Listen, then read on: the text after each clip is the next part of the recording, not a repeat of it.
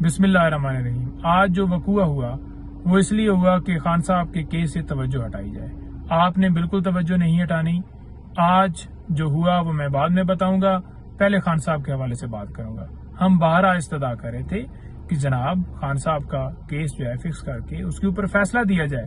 کبھی نوٹسز دیے جاتے ہیں جناب کہ آپ جو ہے وہ اتنے ٹائم کے بعد آ جائیں، ریکارڈ طلب کیا جا رہا ہے۔ کبھی دوسرے وکیل کی طرف سے یہ کہا جاتا ہے آج ہماری تیاری نہیں ہے، پھر ڈیٹ دے دی جاتی ہے۔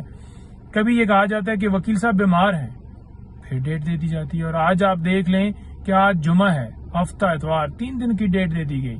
تو خان صاحب کے ساتھ اس کیس کے اندر انصاف نہیں ہو رہا، خان صاحب کو فیئر ٹرائل نہیں دیا جا رہا۔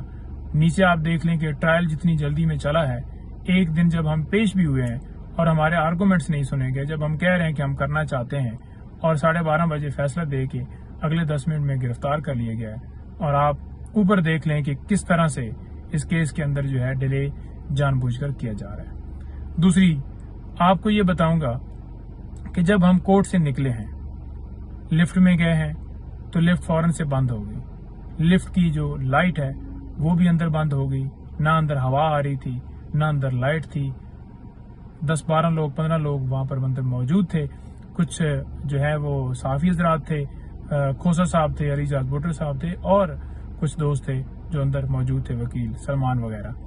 تو وہاں پر ہم نے دیکھا کہ کوئی بندہ نزدیک ہی نہیں لفٹ کے آ رہا، کوئی آپریٹر کی طرف سے کوئی ہل جل ہی نہیں ہو رہی، کوئی ہمیں موومنٹ ہی نظر نہیں آ رہی کہ لفٹ بند ہوئی ہے۔ کوئی اوپر کنٹرولر ہوگا، کوئی لفٹ کو دیکھنے والا انچارج ہوگا، کسی بندے کی طرف سے میسج نہیں آ رہا۔ ہم نے کیا کیا کہ ہم نے کوشش کی کہ کسی ایسے کونے میں کھڑے ہو کے ٹویٹ کیا جائے۔ 10-15 منٹ لگ گئے ٹویٹ کرتے کرتے بھی، کیونکہ وہاں پر اندر سگنل بھی نہیں تھے۔